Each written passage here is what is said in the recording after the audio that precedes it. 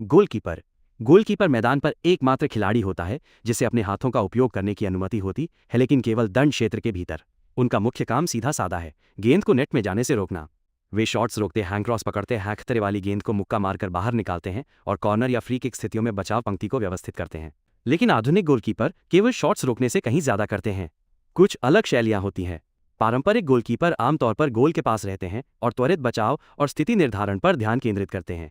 Sweeper goalkeeper through ball को रोकने या एक अतिरिक्त डिफेंडर के रूप में काम करने के लिए अपनी लाइन से तेजी से बाहर आते हैं। प्ले मेकिंग गोलकीपर अपने पैरों से गेंद को अच्छी तरह संभालते हैं और पीछे से आक्रमण बनाने में मदद करते हैं।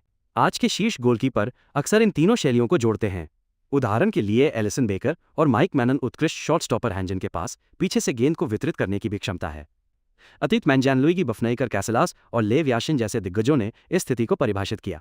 और निश्चित रूप से मैनुअल नॉयर ने 2010 के दशक में अपनी स्वीपर गोलकीपर शैली के साथ इस भूमिका में क्रांति ला दी। उन्हें अब तक के महानतम खिलाड़ियों में से एक माना जाता है। Centre back. सेंटर बैक किसी भी टीम की रक्षात्मक रीढ़ होते हैं। वे रक्षात्मक पंक्ति के केंद्र क्षेत्र मैंगोल कीपर के ठीक सामने खेलते हैं और उनका मुख्य काम विरोधियों को गोल करने से रोकना होता है। अधिकांश टीमें 2 सेंटर बैक के साथ खेलती हैं, लेकिन कुछ प्रणालियों में जैसे कि 3 मैन डिफेंस 3 सेंटर बैक हो सकते हैं। गठन चाहे कोई भी हो, सेंटर बैक शॉट्स को ब्लॉक करने वाली द्वंद्व जीतने, टैकल करने और रक्षात्मक पंक्ति को व्यवस्थित करने के लिए जिम्मेदार होते हैं। वे अक्सर पहले खिलाड़ी होते हैं जो गेंद को आगे पास करते हैं और एक आक्रमण शुरू करते हैं। विभिन्न प्रकार के सेंटर बैक होते हैं। कुछ बॉल प्लेइंग डिफेंडर होते हैं जो गेंद के साथ शांत रहते हैं और अच्छी पासिंग रेंज रखते हैं, जिससे टीम को पीछे से खेल बनाने में मदद मिलती है। अन्य बिना समझौता करने वाले डिफेंडर होते हैं जिनका मुख्य काम खतरा दूर करना और शारीरिक द्वंद्व जीतना होता है। पुरानी प्रणालियों में एक स्वीपर भी होता था जो बचाव पंक्ति के पीछे खड़ा होकर किसी भी चीज को साफ करता था जो आगे निकल जाती थी। इन वर्षों में इस स्थिति ने कुछ सबसे प्रतिष्ठित फुटबॉल खिलाड़ियों को जन्म दिया है, जैसे फ्रांज बेकेनबाउर जिन्होंने स्वीपर भूमिका का बीड़ा उठाया, या पाओलो माल्दिनी जो अपनी बुद्धिमत्ता और त्रुटिहीन रक्षात्मक क्षमता के लिए जाने जाते हैं। फुल बैक रक्षात्मक पंक्ति के बाईं और दाहिनी ओर खेलते हैं। अधिकांश संरचनाओं में 2 फुल बैक होते हैं।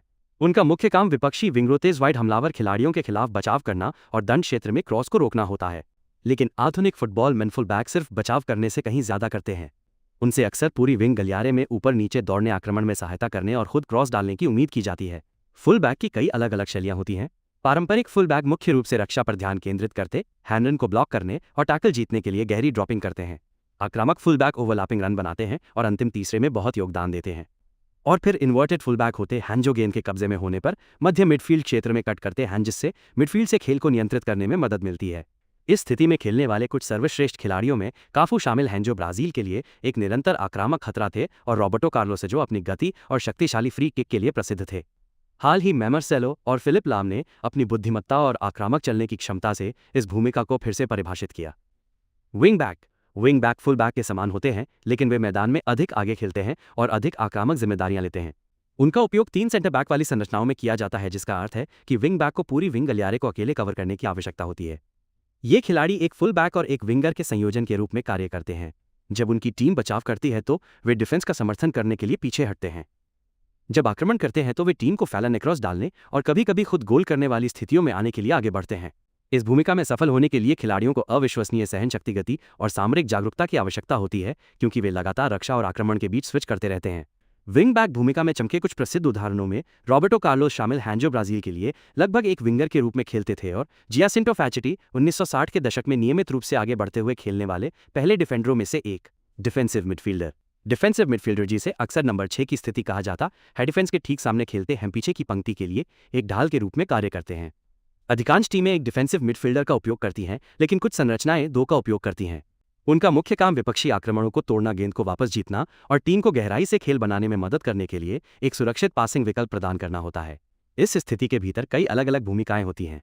एक ball winning midfielder tackling, interception और काउंटर अटैक को रोकने पर ध्यान केंद्रित करता है।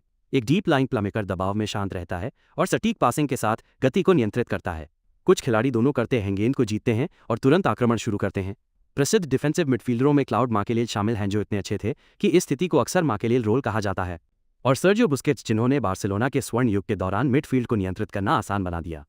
रॉय कीन को भी जोड़ा जा सकता है जो अपनी उग्र प्रतिस्पर्धात्मक भावना, नेतृत्व और अथक गेंद जीतने की क्षमता के लिए जाने जाते हैं। सेंट्रल मिडफील्डर जिसे अक्सर नंबर 8 कहा जाता है, टीम का इंजन होते हैं। वे मैदान के बीच में खेलते हैं और सब कुछ एक साथ जोड़ते हैं। अधिकांश टीमें अपनी प्रणाली के आधार पर 2 या 3 सेंट्रल मिडफील्डर का उपयोग करती हैं। इन खिलाड़ियों को बहुमुखी होना चाहिए, मैदान को कवर करना चाहिए, स्टिक पास देना चाहिए और खेल को अच्छी तरह से पढ़ना चाहिए। एक सेंट्रल मिडफील्डर कई अलग अलग भूमिकाएं निभा सकता है। एक बॉक्स टू बॉक्स मिडफील्डर ठीक वही करता है जो उसका नाम बताता है, अपने ही बॉक्स के पास बचाव करता है और गोल करने में मदद करने के लिए आगे भी बढ़ता है। सेंट्रल मिडफील्डर की स्थिति के भीतर एक डीप लाइंग प्लेमेकर भूमिका भी होती है। ये वो खिलाड़ी होता है जो गेंद को रखने और खेल की गति को निर्धारित करने पर ध्यान केंद्रित करता है। एक रचनात्मक सेंट्रल मिडफील्डर थोड़ा आगे खेलता है और स्मार्ट पास और चालों से आक्रमण स्थापित करने में मदद करता है। कुछ महानतम सेंट्रल मिडफील्डरों में जिनेदिन जिदैन शामिल हैं, जिन्होंने निर्णायक प्रदर्शन के साथ सुंदरता को जोड़ा। जावी स्पेन और बार्सिलोना टीम का दिल और फ्रैंक लैम्पर्ड मिडफील्ड से एक box to box scoring machine. Andres Iniesta भी एक और महान खिलाड़ी थे जिन्होंने अपनी रचनात्मकता और बुद्धिमत्ता से सेंट्रल मिडफील्ड और अटैकिंग मिडफील्ड के बीच की रेखाओं को धुंधला कर दिया। अटैकिंग मिडफील्डर जिसे अक्सर नंबर 10 कहा जाता है, स्ट्राइकर के ठीक पीछे खेलते हैं और आमतौर पर टीम के मुख्य निर्माता होते हैं। उनका काम डिफेंस को खोलना, सहायता प्रदान करना और खुद गोल करना होता है। अधिकांश टीमें एक अटैकिंग मिडफील्डर का उपयोग करती हैं, हालांकि कुछ संरचनाओं में यह स्थिति नहीं होती है। इसके बजाय रचनात्मकता के लिए विंगरों या सेंट्रल मिडफील्डरों पर निर्भर करती है। नंबर 10 तंग जगहों में काम करते हमेशा एक निर्णायक पास या एक स्मार्ट ड्रिबल की तलाश में रहते हैं ताकि एक सफलता बनाई जा सके। इस स्थिति में कई अलग अलग शैलियां होती हैं। क्लासिक प्लेमेकर जो अपनी दृष्टि और तकनीक से खेल को नियंत्रित करता है। शैडो स्ट्राइकर जो गोल करने के लिए देर से बॉक्स में घुसता है। फ्री रोमिंग खिलाड़ी जो संख्यात्मक श्रेष्ठता बनाने और गड़बड़ी पैदा करने के लिए व्यापक क्षेत्रों में या गहराई में चला जाता है। इस भूमिका को निभाने वाले कुछ महानतम खिलाड़ियों में डिएगो माराडोना शामिल हैं, जो शायद इतिहास में सबसे प्रतिष्ठित नंबर 10 थे। जिनेदिन जिदैन जिन्होंने शैली और बुद्धिमत्ता के साथ खेलों को नियंत्रित किया, और रोनाल्डिन्हो जिनकी निपुणता और अप्रत्याशितता ने पिच को रोशन किया। काका को भी जोड़ा जा सकता है जिन्होंने अपने बैलन डी'ओर जीतने वाले वर्षों में नंबर 10 की भूमिका से प्रभुत्व हासिल किया, और निश्चित रूप से पहले जिन्होंने अक्सर एक डीप लाइंग फॉरवर्ड के रूप में खेला, ब्राजील के स्वर्ण युग में विश्व स्तरीय दृष्टि, ड्रिबलिंग और फिनिशिंग को जोड़ते हुए। विंगर व्यापक हमलावर खिलाड़ी होते हैं जो आमतौर पर बाईं या दाहिनी विंग पर खेलते हैं। उनका काम डिफेंस को फैलाना, डिफेंडरों को चुनौती देना, क्रॉस डालना और सहायता प्रदान करना या गोल करना होता है। अधिकांश संरचनाएं दो विंगरों का उपयोग करती हैं, मैदान के प्रत्येक तरफ एक।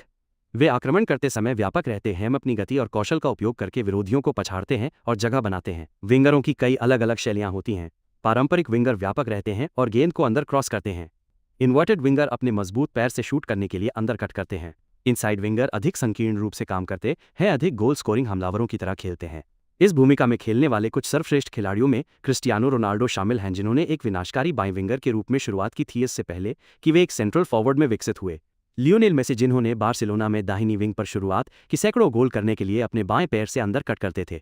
जॉर्ज बेस्ट जिनकी ड्रिबलिंग क्षमता महान थी और गारिंचा ब्राजील के सबसे कलात्मक विंगरों में से एक। रोनाल्डिन्हो भी अक्सर व्यापक खेलते थे, अपनी निपुणता और रचनात्मकता से प्रभावित करते थे।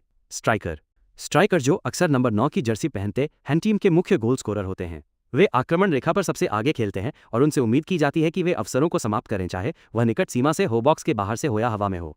अधिकांश टीमें एक स्ट्राइकर का उपयोग करती हैं, लेकिन कुछ दो के साथ खेलती हैं। अक्सर एक शारीरिक लक्ष्य मैन स्ट्राइकर को एक तेज या अधिक तकनीकी साथी के साथ जोड़ती हैं।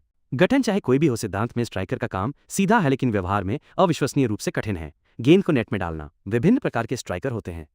एक लक्ष्य मैन स्ट्राइकर शारीरिक रूप से मजबूत होता है और हवाई द्वंद्वों में अच्छा होता है, बॉल को होल्ड करता है और अन्य खिलाड़ियों को खेल में लाता है। एक पोचर हमेशा गोल के पास रहता है और निकट दूरी के अवसरों से गोल करता है। एक ऑलराउंड स्ट्राइकर थोड़ा बहुत सब कुछ कर सकता है, ड्रिबल करना, पास करना, बॉल को होल्ड करना और फिनिशिंग करना। इतिहास के कुछ महानतम स्ट्राइकरों में रोनाल्डो नजारियो R9 शामिल हैं, जिनकी गति और फिनिशिंग क्षमता ने 90 के दशक के अंत और 2000 के दशक की शुरुआत में डिफेंस को आतंकित किया। थियरी हेनरी जो खिलाड़ियों को आसानी से पास कर जाते थे, और मार्को वैन बास्टन जो अपनी तकनीक और वॉली गोल के लिए प्रसिद्ध थे। क्रिस्टियानो रोनाल्डो को भी जोड़ा जा सकता है, जो विंग से सेंट्रल भूमिका में जाने के बाद अब तक के सबसे प्रोलिफिक गोल स्कोररों में से एक बन गए। फॉल्स नाइन एक अनोखे प्रकार का स्ट्राइकर होता है, लेकिन एक पारंपरिक नंबर 9 के विपरीत जो हमेशा ऊपर रहता है और गोल करने की कोशिश करता है। एक फॉल्स 9 डिफेंडरों को भ्रमित करने और जगह बनाने के लिए मिडफील्ड में गहराई तक गिरता है। ये भूमिका आमतौर पर केवल एक खिलाड़ी द्वारा निभाई जाती है और हर टीम एक के साथ नहीं खेलती है। ये एक निश्चित स्थिति के बजाय एक रणनीति है। मिडफील्ड में गिरने से फॉल्स 9 सेंटर बैक को उनकी सामान्य स्थिति से बाहर खींचता है, ऐसे स्थान खोलता है जिनका विंगर्स या मिडफील्डर आगे की ओर दौड़कर लाभ उठा सकते हैं।